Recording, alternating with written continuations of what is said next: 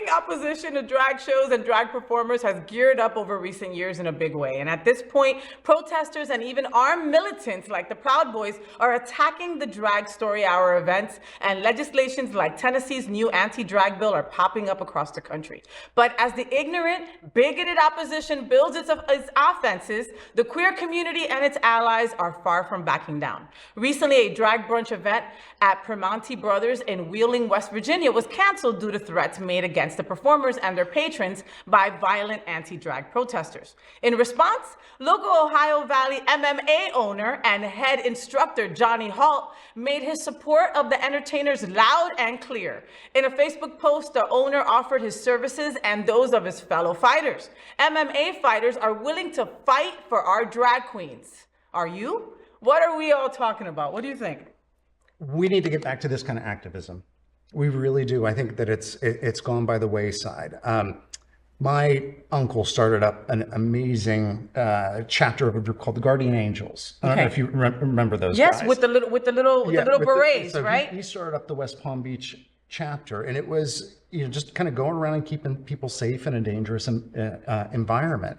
So these guys are doing the same thing. I've seen in Colorado, there's something called the Parasol Patrol. Have you seen that? I love that. I love the name. Oh, so it's a bunch of allies and gays and everything, that when there's one of these... Is a parasol an umbrella? An umbrella, okay. Yeah, but a pretty one. Okay. So a rainbow umbrella. Yes, a rainbow umbrella. And so now if there's like, let's say, kids going into a drag reading of some kind, they will all get out there and create a wall of umbrellas. So those kids don't have to look at the guys with guns and with the hate signs and everything like that. I love that. I don't think we have anything like that. And I mean, we are in like gay Mecca. And we're in drag queen Mecca as well. And we are under attack. Yeah. I probably, anybody out there who is watching this, if you start something like that, I am there. I'm on board. I would be on patrol. Give me 3 umbrellas.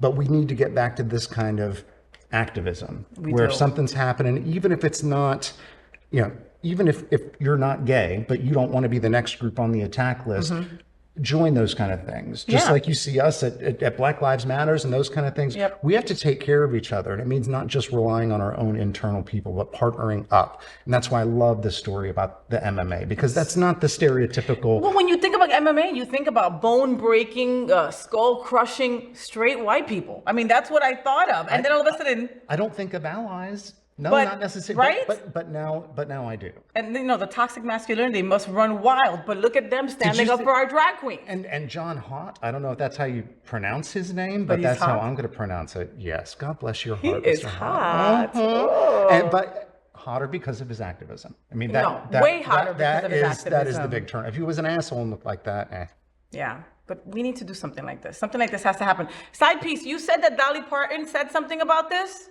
She said it was a good thing she was born cisgender. She would have been a drag queen.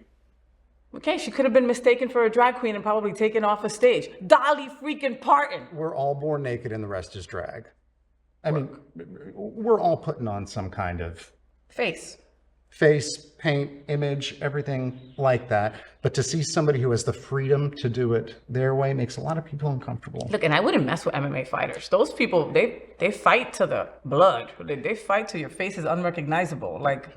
Well, and if John Hott needs a towel boy, you let us know. Luke and I will be there. We'll have nice little ones like little butlers and tap them off and just stuff. tap them off. Yeah, whatever we can do to support John. You're not supposed to take the sweat off with your tongue, though.